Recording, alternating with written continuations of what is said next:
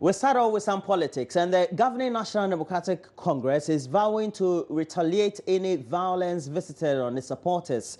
The party says several of its sympathizers have fallen victims to such attacks and undue harassment in the aftermath of the defeat at the just-ended polls. Addressing a news conference in Accra, the national chairman of the NDC, Akufo-Addo, highlighted a number of incidents involving their members and warned the NDC would take steps to protect its own. We bring a report by Hannah Odami. The NDC national chairman mentioned, amongst others, the attack on the incumbent MP for Lejikuku, Benita Sena Okitidua, and songstress Miss Bell, accusing supporters of the NPP of being behind it.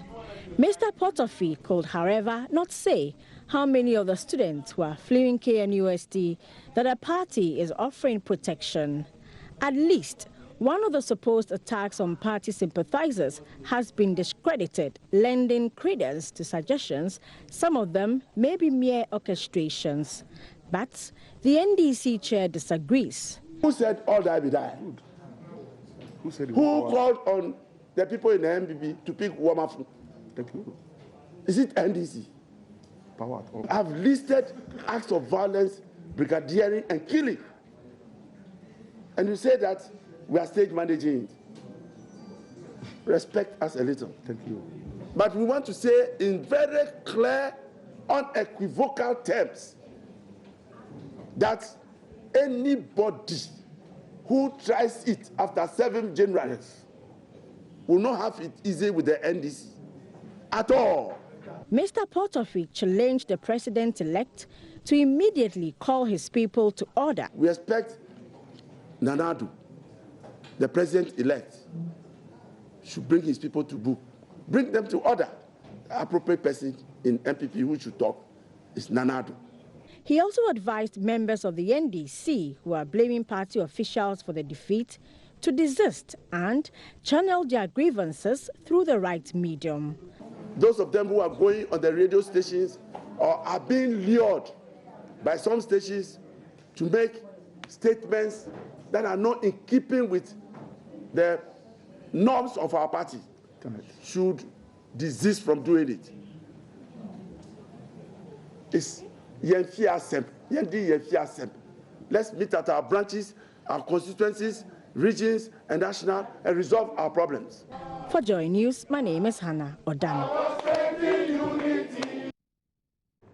Leader of the NPP transition team, Osafo Marfo, says the incoming NPP administration will soon hit the ground running to fulfill its campaign promises of reducing taxes in the first 100 days of the Akufo-Addo-led administration when the transition process is completed. Mr. Osafo Marfo spoke to media men after a NEC meeting at the Alisa Hotel here in Accra. Already, we've been told that the NPP MP for Asin Central, Kennedy Japan, has condemned the NDC's chairman, Akufo-Addo, for his call for party faithful to retaliate when attacked. We bring a report by Favor Nono. It's been an exciting day for the NPP, where at the Alisa Hotel here in Accra, there was a National Executive Council meeting that saw the attendance of President-elect Nana Addo Dankwa Akufo-Addo and former President John Agyekum Kufuor. In attendance were NEC members from across the country who discussed the events that were unfolding in the run-up towards the elections and how the NPP managed to snatch victory from the NDC. We thank the President-elect and his Vice President-elect for giving us such a sound thrashing to the NDC for the good works they have done. Beyond exchanging pleasantries and excitements about the elections, what did you discuss as regards to the work that lies ahead of you as a party and in terms of forming a government? Well, we know it's an enormous task, but nevertheless, like I said, going by the record of John Agyekum Kufuor's presidency, we are bound to succeed. We are bound to succeed. And Nana Addo Dankwa Akufo-Addo means no less in asking for hard work. What about ministerial appointments? We hear that there's been lists, there have been names that have been... The president-elect said he's going to do a lot of consultations a lot of consultation, but we must also bear in mind that the buck stops with him, and that he is the final decision maker. Of course, by the constitution. That's the meaning of consultations. That's the meaning. So did NEC present any list to him that he could actually... We didn't, no. So I caught up with the leader of the transitional team for the NPP, Osafo Marfo, and he's been speaking about the NPP's preparation to take over in government, the economy, and what they would do in the first 100 days of an NPP or Nana Akufo-Addo leadership. Your management of the economy should make the ordinary Ghanaian comfortable so that he should be able to feel good. What can we say will be some of the expectations or things that the party could roll out in about the 100 days of this government? Certainly, we went out there and made certain promises, and we knew what we were talking about. We did not just promise them for nothing. We talked about looking at the tax structure of Ghana and reducing some taxes. Surely within the 100 days, some taxes will be reviewed, a reduction will take place, that I'm sure. But one person who will not let go of the latest events is the Honorable MP Kennedy Japan. If NPP people are attacking NDC people, they should stop. I don't subscribe to that. It is not good for our country. We need a peaceful transition. So I'm surprised the NDC chairman also came out with such press conference. You know, we don't need that in this country. Is it not because they feel pressured by the events that are unfolding, the season of toll booths and all of that? Right. Yesterday, for instance, I went on air to condemn what the guys did at the toll booth. Apparently, one of the guys, you know, worked with me, and I blasted him. If you go and do something like that, they think I am even part of it doing. But they think it's a revenge time in 2008, what they did. I don't subscribe to that. So I'm surprised the party chairman also came out to say that, you know, NDC people should defend themselves. And, you know, if he tries anything, I'll give one command and he'll be the first person to go down. That one I assure him. He cannot, and I repeat, read my lips, Potofi, with all his guns he has in his farms at Esiakwa, to cause rout, he goes down first. Meanwhile, the NPP member of Parliament-elect for Tano South, Benjamin Yeboah-Setre, says his party was smart enough to field him from an NDC stronghold of Dema, which culminated in his win at the just-ended polls in the constituency. And Tano South is a known swing constituency that often votes skirt and blouse. The 39-year-old MP-elect polled some 21,018 votes against the incumbent Dr. Hannah Bisio's 17,215 votes to win the Tano South parliamentary seat. Well, speaking to Joy News, Benjamin Setre alleged that the negative as well as intimidating attitudes of the incumbent MP and some NDC members is the reason most people did not vote for the party. She thinks she must intimidate people and take over. The seat is for her, nobody should get closer and all those things.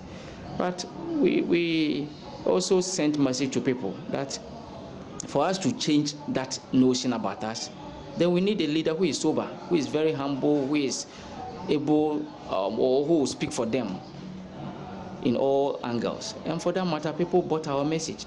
So they decided to also give me the trial. And that led to our victory, not any magic or any other thing. The success also comes from where the NDC has been getting their votes from.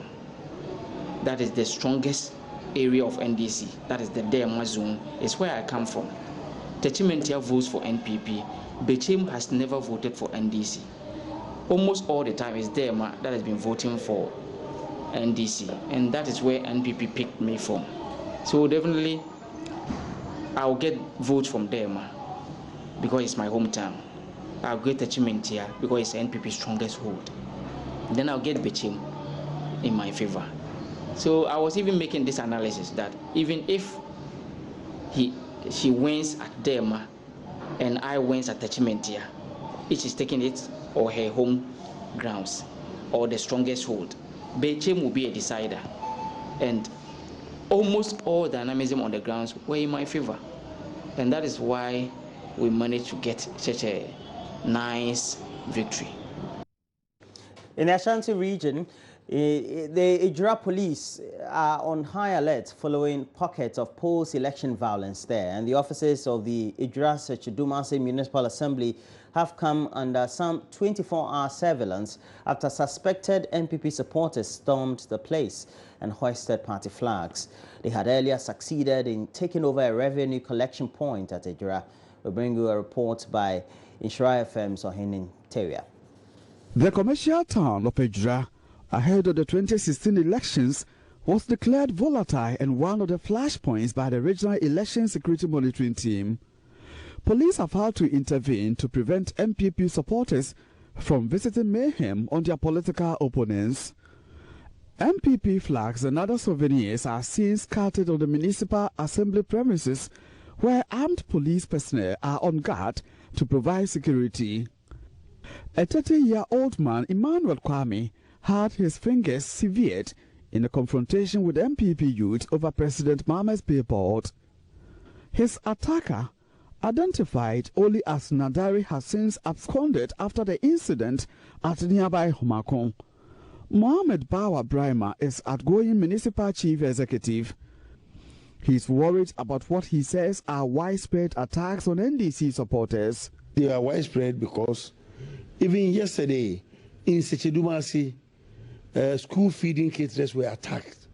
Known NPP guys went and then overturned the post, throwing all the food away. In fact, if you look at this situation, you cannot call them pockets because it has started in Ejura and it has gotten to Sechidumasi. As far as destroying food that is meant for school children, what I want to plead with the leadership of the NPP is that they should show leadership. They should call their people to order. NPP constituency chairman Samuel Nsosakia Abagda admits party sympathizers seized a revenue collection point and hoisted party flag at the assembly. He, however, denies allegations they inflicted machete wounds on an NDC supporter. It is not true that Homakon, an NPP supporter, has attacked an NDC supporter. I'm giving you assurance that Ejura is now peaceful. You are in Ejura, go to Ejura, go from top to down. You see left and right and see whether there is any cases happening in Ejura. There's nothing happening in Ejura. There's a peace in Ejura, and I will see to it that, because when I speak, even the NDC boys, those who knows me very well, when I speak, they hear. And the same thing that NPP too. The youth, when I speak to them, they listen to me very well. So I will see to it that peace prevail. Meanwhile, the District Police Command says the situation is under control as security patrols is intensified in the area. Well, before we go there, Driver Vehicle Licensing Authority is dismissing reports that its chief executive is leading a special task force to destroy vital vehicle documents it doesn't want the incoming administration to see. And photographs of a pile of supposed documents have been making rounds on social media with accompanying text suggesting that they cover state-owned four-wheel drives of high-profile government officials, which the DVLA may not want to make untraceable. Well, we have the head of public relations at the DVLA, Kweku Dakwaferi, however, saying the documents seen in the photographs, though are from the authority, were not being destroyed. He explained that they were documents scanned into the DVLA's digitized platform being sent back to the Accra office. Indeed, is completely false. Sometime last year, we started a process towards digitizing our vehicle records because we realized that we were running out of space for keeping those records throughout all our offices. Okay. Then again, it's very important. Vehicle documents are very important, and so there was the important need for us to store them and store them very well. So we took a decision last year and went through the process and selected a consultant to digitize the records for us. The pictures that we are seeing in the media are simply documents that were taken from the 37 office. They have been scanned so that we can have them in soft copy and they were simply being returned to the 37 office where they were taken from. For purposes of convenience, when we started the work, we decided that we should take the documents in batches, okay? Such that at any point in time, when some customers come, at least they can have access to their documents and do their transfers and all other activities that would require that we assess their vehicle documents. And so the consultants have simply finished scanning and digitizing that batch of documents, and were being returned to the 37 office so that another batch could be taken away. I want to assure you that it has nothing to do with any attempt by DVLA to destroy documents that cover documents on government vehicle. Not at all. If you look at these documents I have here, they are advertisements we placed in the newspapers to inform our customers of the digitization exercise and advising them or informing them that in the event that they go to any of our offices to access their vehicle documents and they are told that the vehicles are taken away, they should understand, because indeed we are taking them away so we can digitize the vehicle records. And that's the news for the show this morning. But just in case you want to give us a lot more of your thoughts on many of the stories you've seen, you can always do that through the number 056800,000. It's our number for WhatsApp platform, and you can catch us live. We're streaming on our page on Facebook. Joy News on TV is a page name. We're taking a break. When we come back, we'll do a lot more news stories, because we're going to review the stories on the front and back pages, as well as the center spreads of the various newspapers, and also look at a lot more stories on news portals. We're taking a break. We'll be right back and bring you all those.